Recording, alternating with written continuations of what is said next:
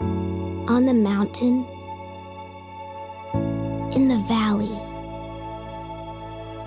in the crowded streets, or the empty desert, in our hope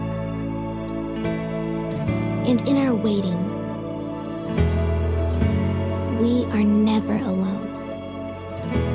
God is with us.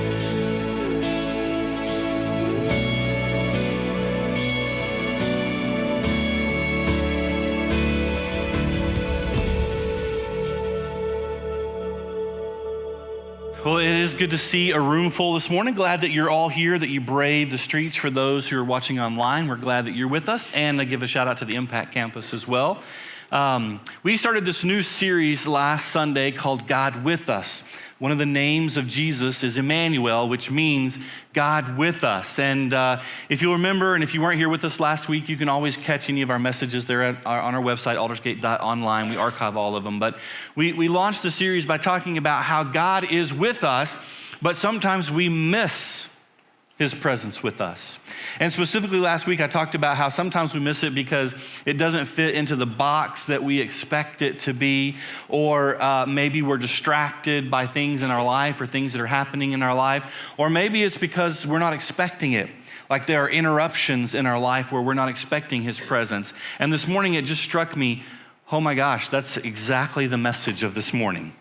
The storm that no one expected was going to dump 10 inches of snow and have church services cancel all over the city, and then have us move from 3 to 1 and do all of our baptisms in one. And so my prayer for you this morning is that you're experiencing God with us in the unexpected, in things that are outside of our box, in things that break the places where we're anxious and troubled and distracted. As we continue to move through this series, we're going to talk about God being with us in the storm.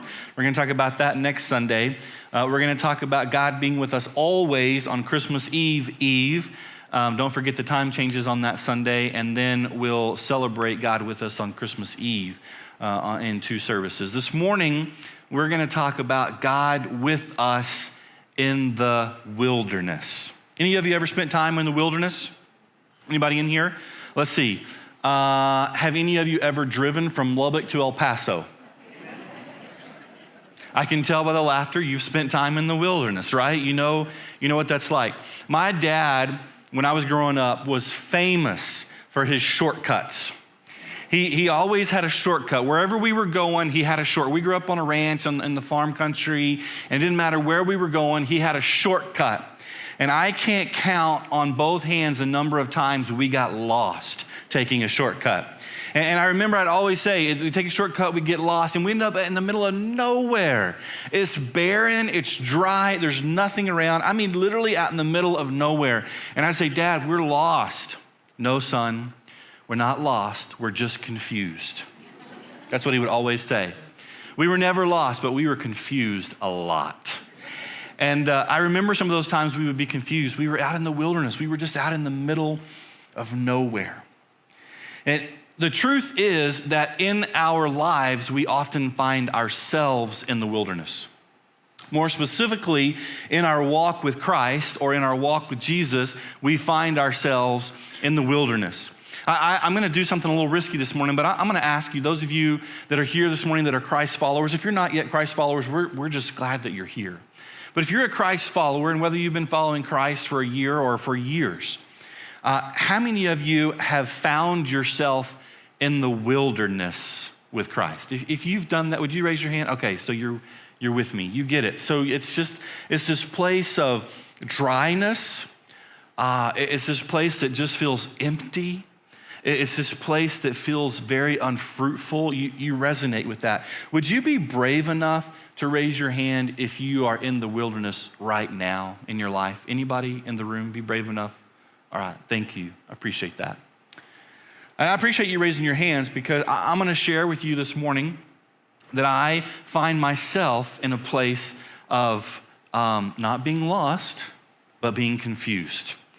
of being just in the place of this wilderness and dryness. I'm not going to tell you the whole story, but let me just tell you a little bit about it this morning. So here at Aldersgate, at the beginning of every year, so this is coming up here in just a few weeks for us, we challenge you to do the one word thing. In other words, drop all your New Year's resolutions and just ask God to give you one word that you want to grow in over the next year, that you really feel like you need some depth in over the next year, you really feel like you need some transformation in over the next year. And so we've been doing that here as a church for 3 or 4 years now. This past year, my one word has been restore. I was at a place at the end of the year when God gave me that word where I just felt like I needed restoration from him in lots of areas. I felt like my heart needed some restoration. I won't go into a lot of detail about that. My health needed some restoration. This time last year, I was hospitalized for a few days for some crazy infection in my head. And so I felt like I needed restoration there. I felt like I needed restoration in some relationships. Amy and I both had walked through some relationships where there was a betrayal, and we were really in the middle of it with that and really struggling with that. And then there was just some things going on in the church where I just really wanted God to break through with some restoration. And so I started 2018 with this, restore, restore, restore. God is going to do some good things. And here's what happened. He led me into the wilderness. And I'm going to be honest with you, that's not what I was expecting. Now, I will tell you that in the wilderness this year, I have found restoration. But it's not the way I would have done it. Can you relate to that? When God does something in your life, but it's not the way you would have ordered it up, not the way you would have done it. And so I can tell you for most of this year, I would describe it as a year of living in the wilderness, of just a place of being dry and empty. I really feel like I'm coming out of that now. But there are 2 lessons that I've learned of God with me in the wilderness. And I want to share those 2 lessons with you this morning. The first of those lessons is this: the wilderness is not a place of punishment.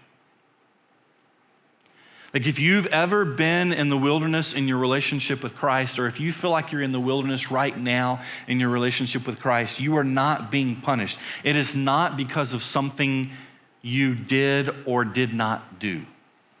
Like when my dad would take us to a place of the wilderness, it was because he was supposed to go left and he went right. If you find yourself in the wilderness, it's not because you were supposed to go left and you went right. The wilderness is not a place of punishment. I want to show it to you. If you got a Bible this morning, if you don't, you can pull out your phone and click there on your phone. Or if you want a Bible in your lap, you can reach down there in the seats in front of you and grab a Bible. I'm going to take you to 3 different places this morning. We're going to start in the Gospel of Matthew, which is the Christmas story where it begins with Jesus' birth and God with us. And I want you to look in Matthew chapter 4, verse 1. So Matthew 4, verse 1, I'm going to read out of the English Standard Version. I believe the version on the screen here is the English Standard Version. Here's what it says. Then Jesus, okay, so Jesus, then God with us, was led up by the Spirit. Okay, so a third person of the Trinity, by God. Jesus, the Son, was led up by the Spirit into the wilderness to be tempted by the devil. I want you to notice here that Jesus didn't take a left when he was supposed to go right. God led him into the wilderness. And I want you to think about where Jesus was at. We know very little of Jesus' first 30 or so years. We know that Jesus was born this holy birth. I mean, that's what we celebrate this time of year, right? Is this miraculous conception and the angels and the star, and he was born in a manger, in a barn, in the middle of nowhere. There was a census, and we read about that in Matthew's gospel. We read about that in Luke's gospel, and we know a little bit about the birth. And then we know 8 days later, you can read this in Luke's gospel, that he was brought to the church to be dedicated. Last Sunday, we celebrated Infant Dedication Sunday. And we celebrated with lots of families here on Sunday. And that's exactly what Jesus did 8 days later. It was a custom for the Jews at that time. So they would show up at the church 8 days after a baby was born, and they would dedicate the baby to Jesus. You can read about that in Luke's gospel there in the first couple of chapters.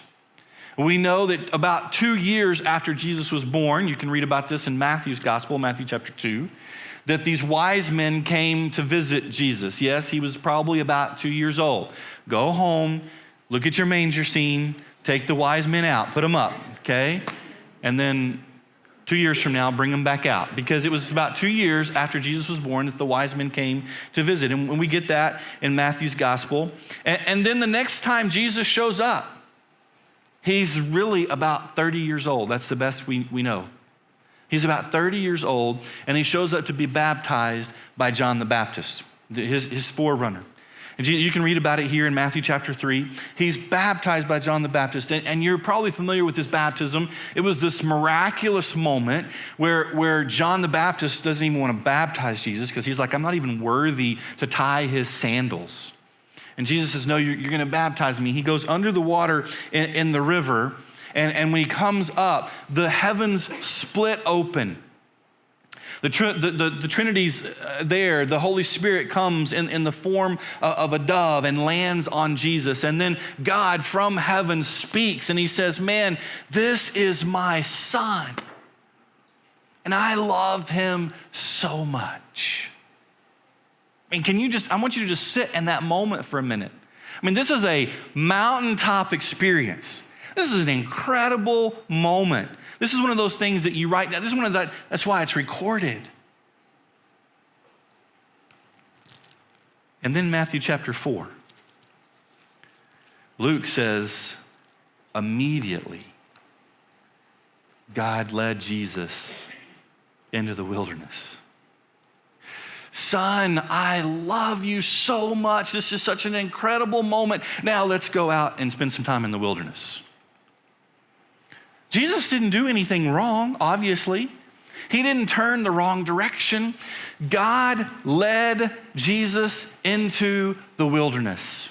And if you've ever been in the wilderness, or if you're in the wilderness now, or listen, if you didn't raise your hand earlier and you're a Christ follower, I can almost guarantee you will spend time in the wilderness. It's not a place of punishment. God leads us there. God takes us to that place. Why? Why would he do that? Why would his desire be for you and I to spend some time in the wilderness? If you got your Bible open still, or if you got your phone, click over to the Old Testament or flip over to the Old Testament to the book of Deuteronomy.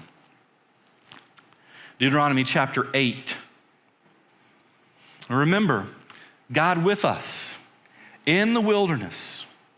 God did not desert Jesus. Yes, he wandered in the wilderness for 40 days. Satan came and tempted him 3 different times in 3 different ways. But God was always with Jesus. Why does God lead us into the wilderness? Deuteronomy chapter 8. Start with me in verse 2. Now, the context here is God's people that have just been led out of Egypt, out of slavery in Egypt, and they wander where for 40 years? The wilderness, okay? The wilderness experience can last 40 days, can last 40 months, it can last 40 years or more. Okay, so they've been wandering in the wilderness for 40 years, and here's what we read starting in verse 2 of Deuteronomy chapter 8. And you shall remember the whole way that the Lord your God has led you these 40 years. What does that say? God with us. That there was not one moment in those 40 years of the wilderness that God deserted them. There was not one moment that he was not with them. That entire time in the wilderness, God was with them. You shall remember the whole way that the Lord your God has led you these 40 years in the wilderness, that he might humble you. Oftentimes, God leads us into the wilderness to humble us. I don't know about where you sit, but I know in my own life, pride is often the thing that keeps me from following after Jesus more than anything else.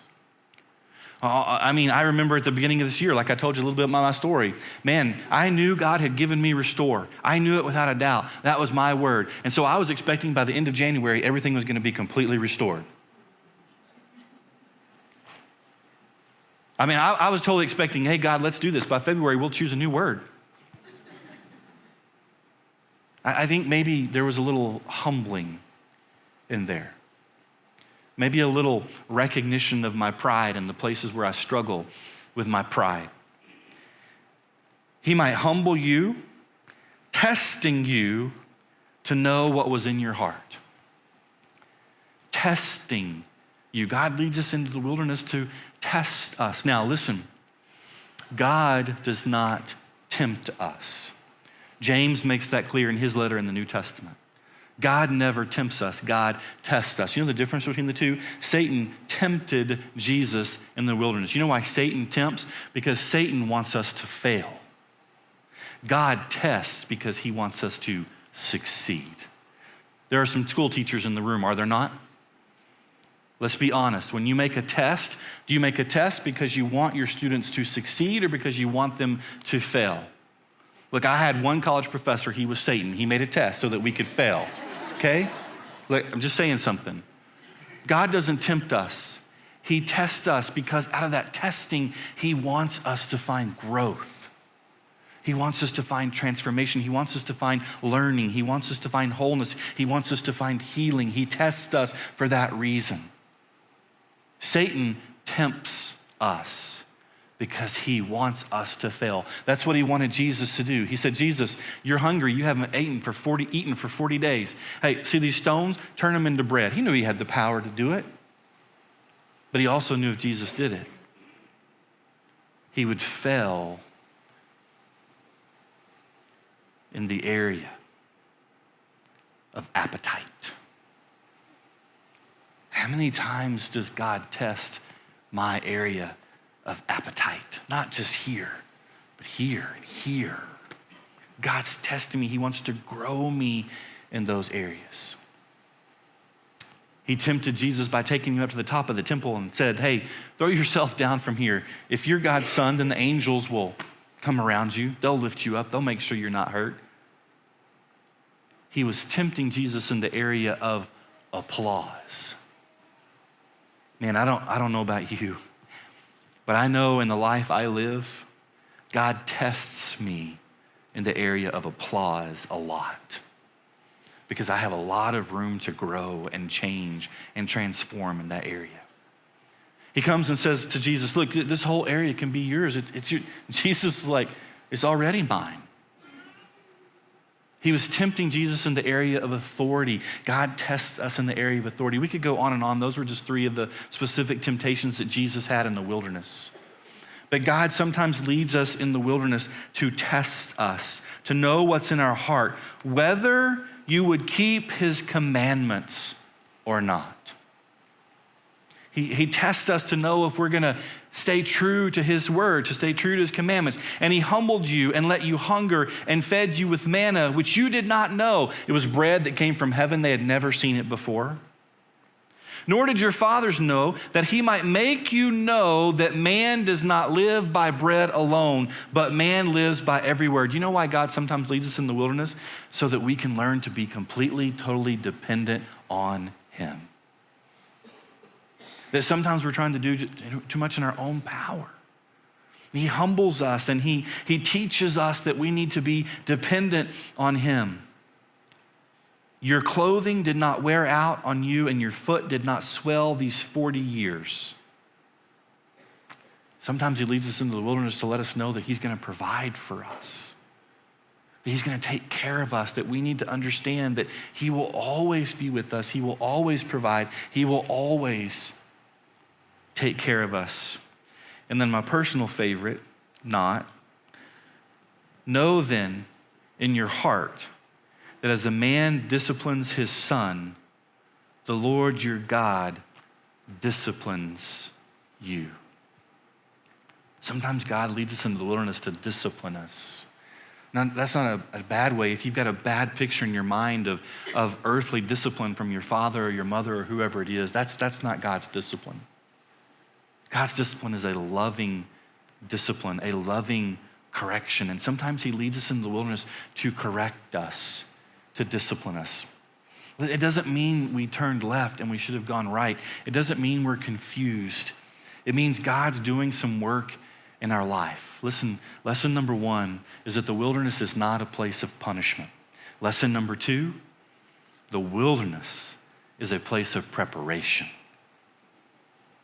The wilderness is not a place of punishment. It's a place of preparation, that God is preparing us for what is in store. Can I take you to one more scripture this morning? It's in the prophet Isaiah. The same prophet, by the way, that gave us the prophecy about God with us. Isaiah chapter 43, verse 19. I'm assuming most of you in this room know this verse, but do you know the last part of the verse? Watch. Behold, I am doing a new thing. He's preparing something new. He's doing something new. Now it springs forth. Do you not perceive it? I will make a way in the wilderness and rivers in the desert. In those places you're confused, in those places where it seems so dry, in those places where it's empty, in those places where you just don't feel God with you. He is preparing you. He is working in you. He is humbling you. He is testing you. He is making sure you're going to keep his commandments. He is making sure you know that he's going to provide for you. He is making sure that you know he will discipline you because he is preparing you for what's ahead. If you've ever been in the wilderness, you probably know this to be true today. If you're in the wilderness right now, know this to be true today. And if you find yourself in the wilderness sometime in the future, know this to be true. You did not take a wrong turn. The wilderness is not a place of punishment. The wilderness is a place where God is preparing you for what's ahead. So what was God doing in my life this year? I wish I could tell you the answer to that. But I know this. I know that I feel restored, that he's done a work in me and it's preparing me for what he has in the future. Tomorrow, next week, next year. And what do you do when you're in the wilderness? You just keep doing what you do. You keep yourself in God's word. How did Jesus battle the temptation in Matthew chapter 4? Every time Jesus was tempted by Satan, he said, here's what the Bible says. Here's what God says. Here's what the word says. You stay rooted in the word. Even if you open it and you read it and you have no sense of God's presence with you, you stay rooted in the word. You stay rooted in prayer. Even if you pray and you feel like your words just hit the ceiling and bounce back down and you have no sense of God's presence, you stay rooted in prayer. You stay rooted in community. Even if it's hard to get out of bed on Sunday morning because you just don't think you're going to get anything out of it, you stay rooted in the community that God has put you in. You continue to trust that God is a good God and that he's not punishing you, he's growing you, he's changing you, he's transforming you. God is with us even in the wilderness. This morning we're going to open up the altar. We do this every Sunday at Aldersgate. Maybe you want to just come and kneel and spend some time with God. Our prayer team is here this morning and they're going to go ahead and come on down to the front, and I would just ask them to go ahead and come now. They'll be spread out across the front. If you need someone to pray with you this morning or over you, then I would encourage you to come and see one of them. But very specifically, if you are in the wilderness this morning, I would encourage you to just come and receive prayer or kneel and pray and know that God is with you. If you need prayer about anything, maybe you're already anxious about family that's going to be visiting at Christmas. Maybe you're anxious about finances this time of year. Maybe it's a relationship that you've been betrayed in as well. Maybe it's any of those things. Maybe it's something I haven't even talked about this morning, but you just need to kneel and pray. Then we would just invite you to come and do that. I'm going to pray over us, and then we'll just take some time to pray as a community this morning. God, we thank you for Jesus who became one of us. God, we thank you that he's Emmanuel, which means God with us at all times, the good, the bad, and the ugly. God, we thank you that you are with us even in the wilderness, those times when it feels so dry and barren and empty. God, we thank you that you are with us in those times, and we thank you that you are working in our lives in those times. And for those in this room this morning or those watching online who would say that they are in that time right now, God, I just pray that this morning you would just give them a sense of your presence, a reminder that you are with us. God, I pray for all the concerns in this room this morning. I know there are many. God, I pray that you would just help us to be honest and real with you, and that in that we would experience your presence with us. God, we give you this time. It's not about us. It's not about anybody up on the platform. It's not about anybody standing down here to pray. It's about experiencing God with us. Would you move this morning and give us that reminder?